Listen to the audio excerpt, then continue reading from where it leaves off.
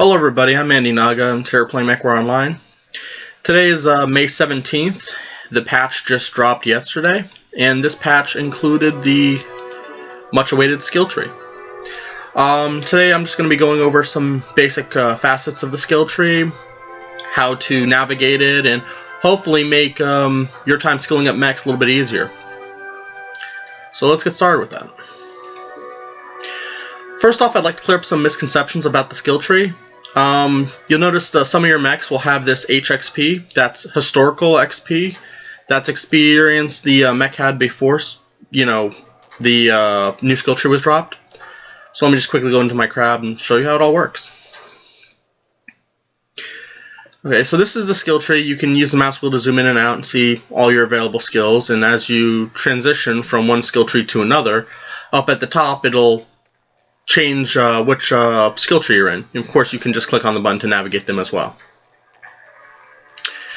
When you want to actually accumulate skill trees, first off, you have your whatever you had beforehand.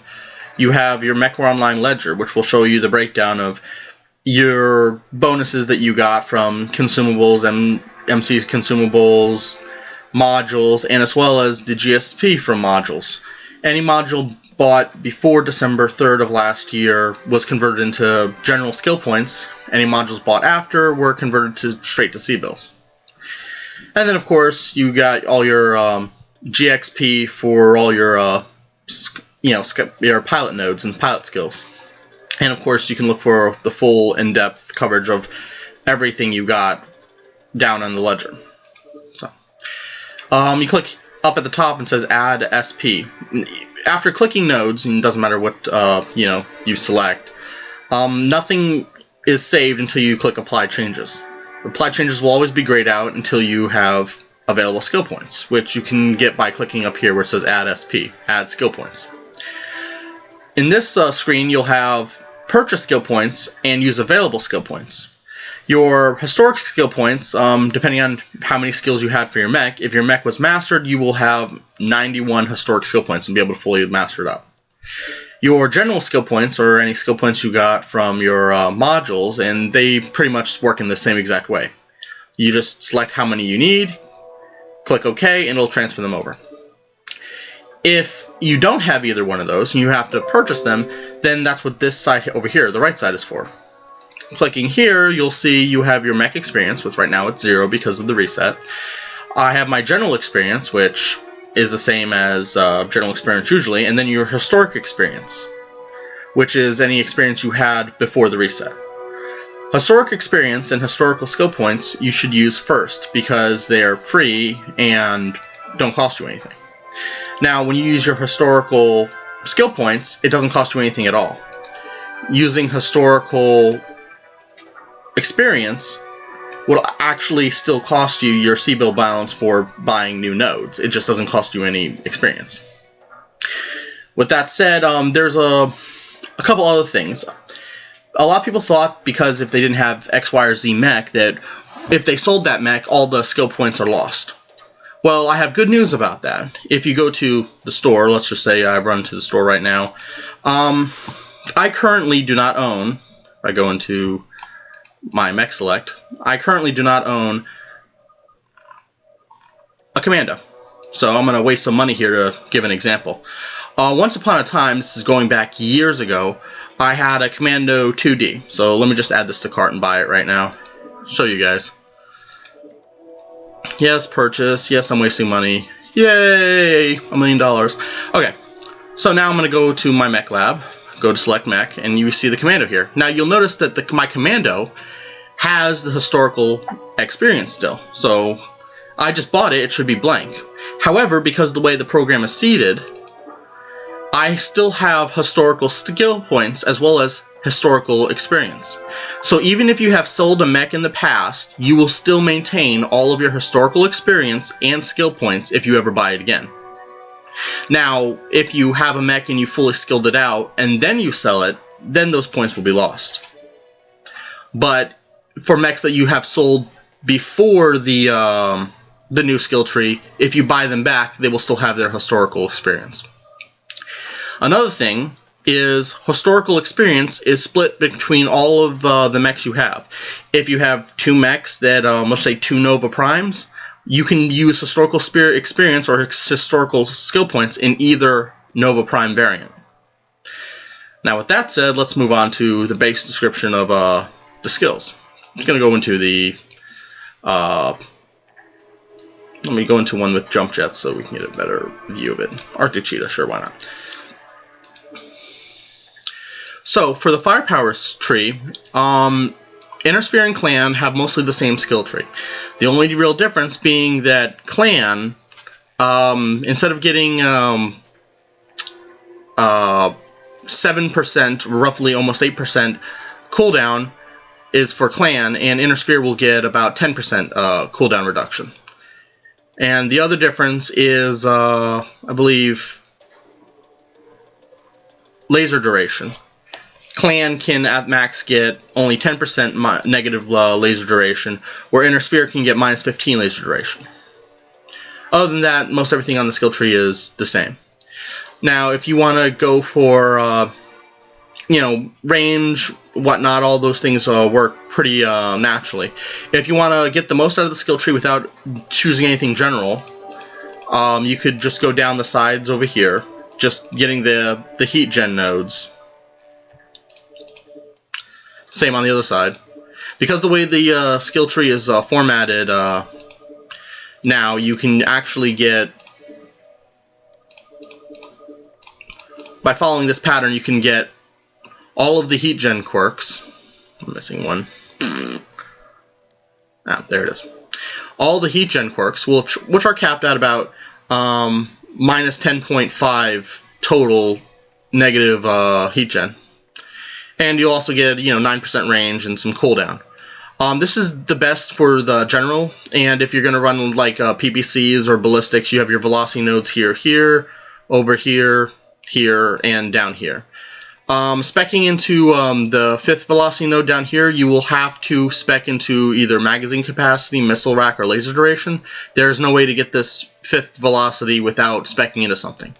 So unfortunately, if you do run PPCs and you aren't using lasers or ballistics or missiles at all, you will be forced to buy one extra node that you probably won't use.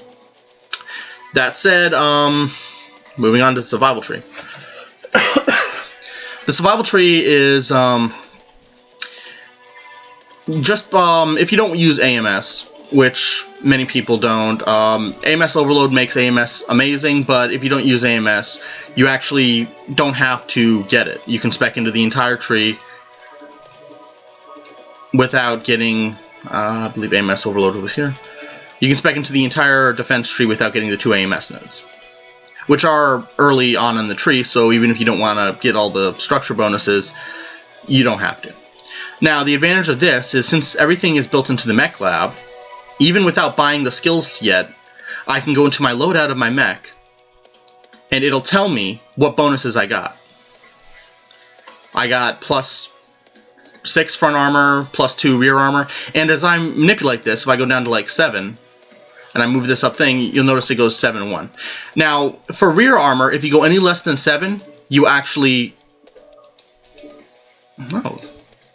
Yeah, if you go any less than 6 or 7, you'll actually lose a node, because you don't have enough in the rear armor to actually give you the percentile bonus. So instead of going, if I click plus 1 here, instead of going just to 5, it'll increase it to 6, because I get the plus 1 where if it goes down. Yeah.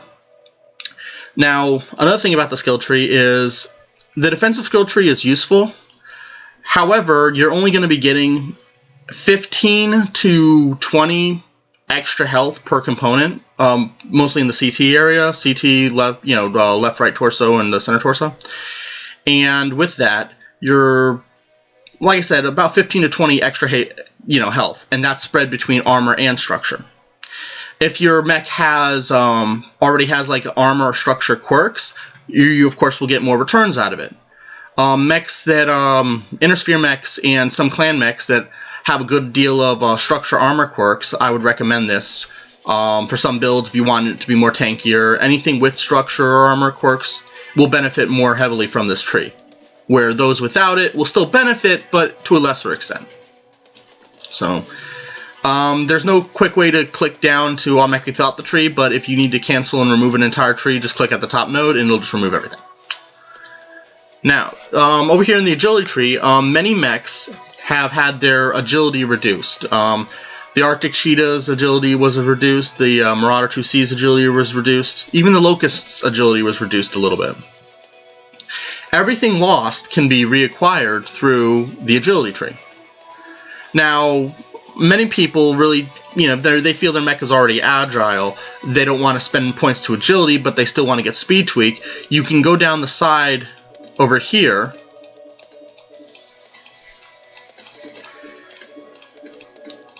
and for the least amount of nodes possible, I believe it's only 21-ish nodes, you'll be able to get your speed tweak. Now you can get 2 anchor turns or torso twist speed. Depends on what you'd like, but either that or this way, whichever way you want to go, will give you speed tweak. Agility you will feel in a lot of mechs. You will actually feel the improvement on it, but it all depends on what you're building. You only have 91 points, so you can't spec into everything. Now for jump jets, you have to get the initial heat shielding. And for most jump jet mechs, I feel this is enough, just 6 points to get all of the vent calibration. What vent calibration does is it, at max with everything, you get plus 15% burn time. And of course you get the minus % heat. The heat is good. With the full heat scale, you will be regenerating, your heat will be dropping even if you're jump jetting, so that's good. But if you're running out of points and you still want some jump boost, you can just do this. Lift speed helps as well, but it helps more your initial thrust off the ground. So if you're going to be using it as just to kind of jump up and down, Pop-tarting, you get lift speed. If you're actually using it to maneuver, you really don't need it, because using it in the air, you're not going to benefit from lift speed while you're in the air boosting. The other side, vectoring, is an initial forward thrust, which when you're running around, you can change direction real fast by controlling your legs. For advanced techniques such as that, you can, it'll increase your mobility. The problem with the forward thrust, it is only forward thrust. If you are, backing up while firing at your opponent and you use your jump jets, if you have any vectoring whatsoever, it'll cancel all of your rear momentum and you will start going forward. So, take into consideration that, remember. The mech operations, these are what your heat containment and speed retention, improved gyros, hill climb, and all that stuff is. At max, I do believe, unlike the previous, which I believe was 7.5 and 10 and 15 after the ×2 modifier, here you're looking at the max heat still goes about 15. The displacement is, I'd say, about the same, so you will be able to get some of it back, but you have to get other nodes as well. If you don't really care too much about speed retention, you can actually avoid most of the speed retention. I believe there's another one over here. Yeah. And quick ignition as well. So if you just want the basics of it, heat displacement and max heat, you can actually still get most of the screen shake, which will benefit you if you're under fire, and some hill climb, which should help you a bit. The sensor tree is where most of your previous modules went to. So for 4 points, you can get advanced zoom. If you want seismic, you can spec out another 4 points to get seismic. And you'll also get target retention, which anything with seismic, with the plus 100 is actually in meters. So seismic sensor of 100 meters, and the target retention is a 360-degree target retention. So any enemy that you lock onto, you'll maintain their paper doll as long as they are around you and within 200 meters. So if there's a light running around you, you'll be able to maintain a lock on the light and be able to get their paper doll information still. Radar deprivation is a little bit farther down the tree, and you kind of have to spread out to get the full radar deprivation. And then there's enhanced ECM. Now, ECM has been changed this latest patch to only give you some of the bonuses. Previously it was at 75% and it's been reduced to 30%, and that's a percentage of detection enemy mechs have. So with only 30% detection, 30% of 800, the new ECM range, an enemy will be able to see you under 560 meters. So at 559 meters, an enemy will be able to detect you with ECM as if you didn't have it, if you don't upgrade the 2 ECM nodes. This node over here, when purchasing this node, 22.5, with all the math done on it, it reduces that 560 to about 382. You could probably make do with that fine. If you really need to have it reduced again, you're going to have to devote more points to get the second one over on this side, which will reduce it back to the standard 200 detection range, but you're going to have to spend 13 points to get it. But along with that, you're also going to, in order to get that, you have to get the 2 radar deprivations, and it wouldn't be that hard to get the third one. And, you know, there's a 4th one and 5th one down here, but, you know, if you need to get all that, you can spec into the entire tree and you'll probably get more benefits that way. Over here you have the Miscellaneous, which is the module consumables. The first point just unlocks an extra slot, which if you play often, you like taking a UAV and a strike, or UAV and a cool shot, or a cool shot and a strike, I would recommend at least putting 1 point in here just to get that extra consumable slot. Speccing down on either side of this will give you bonuses to your capture assist, which is pretty much the cap accelerator mod. You can actually get an increased module slots. This also has the enhanced narc.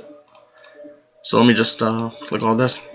With everything maxed, you can actually, when everything's maxed, get a bonus of, I believe, you'll be able to carry 5 consumables total, and you'll be able to carry 2 of any type of consumable. You can carry 2 UAVs, 2 airstrikes, 2 coolant shots, but you can only carry 5 total. So with that, I'm trying to keep this video as short as possible and kind of go over as much as I can. That's going to conclude this video. And thanks for watching. If you like what you saw, please subscribe, and I hope this helped you. Bye.